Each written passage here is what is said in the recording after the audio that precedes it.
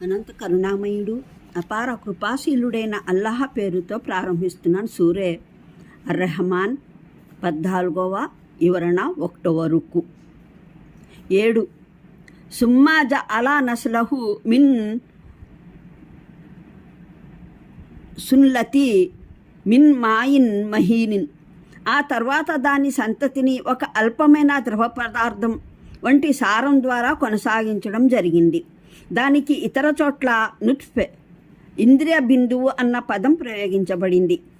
ఈ దశలను గురించి తెలుసుకునేందుకు దివ్య ఖురాన్లోని దిగువ పేర్కొన్న ఆయట్లను ఇదే క్రమంలో అధ్యయనం చేయండి.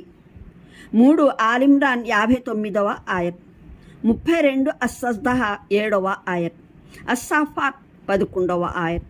4వ 5వ దశలు వ్యాఖ్యానం జరుగుతున్న ప్రస్తుత ఆయట్లు వచ్చాయి. ఆ తర్వాతి దశలు ఈ ఆయట్లలో వివరించబడ్డాయి. 38 సాద్ 71 72, 4 అన్నిసా 1, 32 అస్సజ్దా 8, 22 అల్హజ్ 5 ఆయట్లు. మూలంలోని పదాలు మిన్ మారిజిన్ మిన్ నారిన్ అన్నవి. నార్ అంటే ఓ ప్రత్యేకమైన అగ్ని కట్టెలు లేదా బొగ్గు కాల్చడం వల్ల పుట్టే అగ్ని కాదు. మారిజ్ అంటే కేవలం జ్వాల, అందులో పొగ ఉండదు. ఈ వచనానికి భావం ఏమిటంటే తొలి మానవుడు ఏ విధంగా మట్టితో చేయబడి తర్వాత సృష్టిక్రియలోని విభిన్న దశలు దాటి ఆ మట్టి బొమ్మ మాంసం ఎముకల సజీవ మానవుడి రూపం ధరించిందో, ఆ తర్వాత దాని సంతతి ఇంద్రియ బిందువుతో కొనసాగిందో, అదేవిధంగా తొలి జిన్ను కేవలం అగ్నిజ్వాలతో లేదా అగ్ని కీలలతో సృజించబడింది. ఆ తర్వాత దాని సంతానం ద్వారా జిన్నుల సంతతి పుట్టింది. మానవుల విషయంలో ఆదం అలైహిస్సలాంకు ఉన్నటువంటి స్థానమే జిన్నుల విషయంలో ఆ తొలి జిన్ను స్థానం కూడా ఉంటుంది. సజీవ మానవుడుగా రూపొందిన తరువాత మహానీయ ఆదంకు ఆయన సంతానం ద్వారా పుట్టిన మానవుల శరీరానికి వారిని పుట్టించిన ఆ మట్టితో ఎటువంటి సంబంధము మిగులలేదు. ఇప్పటికీ మన శరీరం పూర్తిగా భూమిలోని పదార్థాల సమిశ్రమమే అయినప్పటికీ ఆ అంశాలు ఇప్పుడు మాంసం, చర్మం, రక్తం రూపు ధరించాయి. ప్రాణం పోసుకున్న తర్వాతనైతే అది ఆ మన్నుకు ప్రతిగా మరేదో భిన్నమైన పదార్థంగా రూపొందింది. ఇలాగే జిన్నుల వ్యవహారం కూడా సాగింది. వారి ఉనికిపాటు కూడా మూలతః అగ్ని ప్రధానమైంది. కానీ ఏ విధంగానైతే మనం మట్టి కుప్పగా లేమో అదేవిధంగా వారు కూడా అగ్నిజ్వాలగా లేరు. ఈ ఆయత్ ద్వారా 2 విషయాలు జోక్యమయ్యాయి. 1, జిన్నులు కేవలం ఆత్మలు మటుకే కారు, వారికి ఓ ప్రత్యేకమైన భౌతిక దేహము ఉంది. వారు కేవలం అగ్నిమూలకమైన పదార్థాలతో మిశ్రమమై ఉండటం మూలాన మట్టి పదార్థాలతో రూపొందిన మానవులకు అగుపడరు. ఈ విషయాన్నే ఈ ఆయత్ సూచిస్తుంది. ఇన్నహు యరాకుం హువ్వా ఖబీలుహు మిన్ హైసు లా తరోనహుం. వాడు శైతాన్, వాడి ఆ సహచరులు మీరు కానలేని చోటి నుండి మిమ్మల్ని కాచుకుని చూస్తూ ఉంటారు. 7 అల్ ఆరాఫ్ 27వ ఆయత్. అదేవిధంగా జిన్నులు మహావేగంతో కదలడం, వారు సునాయాసంగా విభిన్న రూపాలు ధరించడం, మృణ్మయ అంశాలతో తయారైన పదార్థాలు చేరజాలని అవి చేరగలిగినా తెలిసిపోయేటటువంటి స్థానాలకు అవలీలగా ఎవరికీ గోచరించకుండా చేరగలగటం, ఈ వ్యవహారాలన్నీ సాధ్యమవడానికి అవగతనీయమవడానికి కారణం కూడా అవి మూలతః అగ్నిమయ సృష్టి అవడమే. 2వ విషయం, దీని ద్వారా తెలిసేది ఏమిటంటే జిన్నులు మానవుల కన్నా పూర్తిగా భిన్నమైన రాశికి చెందిన సృష్టి రాశి కావడం మాత్రమే కాదు, వారి సృష్టి పదార్థం కూడా మానవులు, జంతువులు, చెట్లు, పర్వతాలకు పూర్తిగా భిన్నమైనది. ఈ ఆయతే జిన్నుల్ని మానవులకే చెందిన ఒక రకం అని పరిగణించే వారి అభిప్రాయాన్ని తప్పైనదిగా అతి స్పష్టమైన పదాలతో నిరూపిస్తుంది.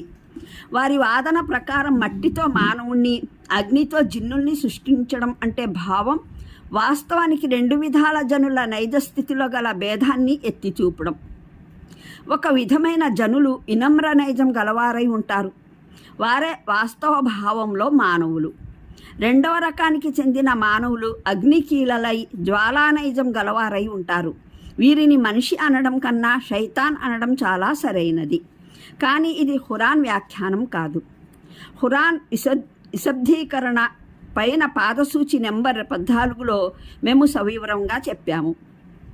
మానవుడు మట్టితో సృష్టించబడిన విషయాన్ని స్వయంగా దివ్య ఖురాన్ ఎంత విశిదంగా చెబుతుందో ఈ వివరాలన్నీ చదివిన తర్వాత కూడా సామంజస్యత గల ఏ వ్యక్తి అయినా ఈ విషయాలన్నింటికీ ఉద్దేశం కేవలం మంచి మానవులు వినమ్ర స్వభావులై ఉంటారని నిర్వచించడం మాత్రమే అనే అర్థాన్ని గ్రహించగలడా?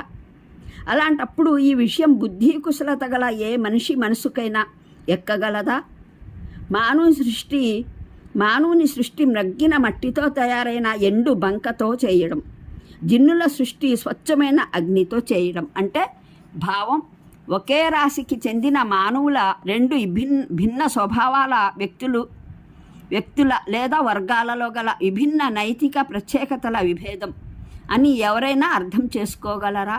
మరిన్ని వివరాలకు చూడండి ఖురాన్ అవగాహన సంపుటి 8, 51 అజ్జారియాత్ పాదసూచిక 53.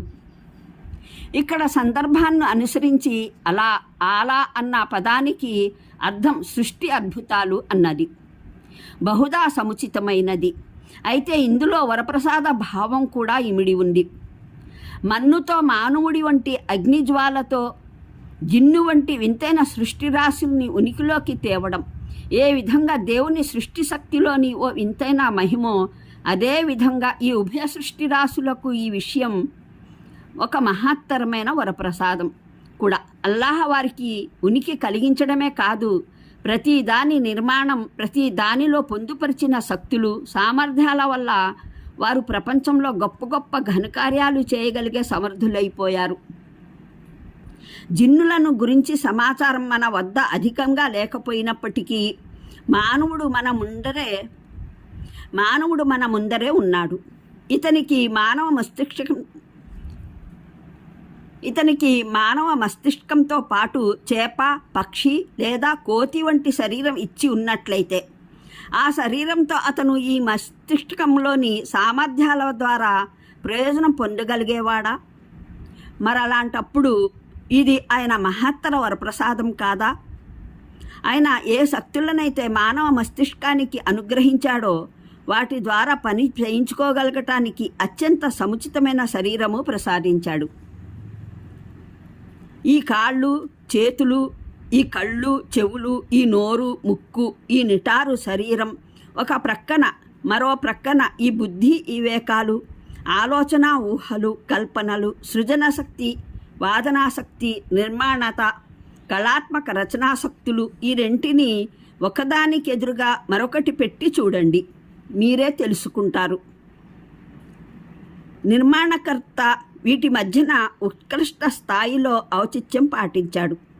ఈ ఔచిత్యమే లేకపోతే ప్రపంచంలో మానవ ఉనికికే ఎటువంటి అర్థము ఉండేది కాదు. ఈ విషయమే పరమప్రభు అల్లాహ స్తవనీయ గుణగణాలకు నిదర్శనం. జ్ఞానం, వివేచన, కారుణ్యం, మహోన్నతమైన పరిపూర్ణ సృష్టి సామర్థ్యం లేనిదే ఈ మహోత్కృష్టమైన మానవులు, జిన్నులు ఎలా సృష్టించబడేవారు?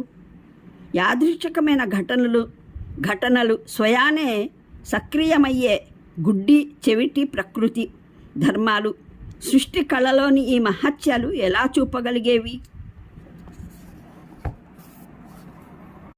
అనంత కరుణామయుడు, అపార కృపాశీలుడైన అల్లాహ్ పేరుతో ప్రారంభిస్తున్నాను. సూరే అర్రహమాన్ 14వ వివరణ 1వ రుకు.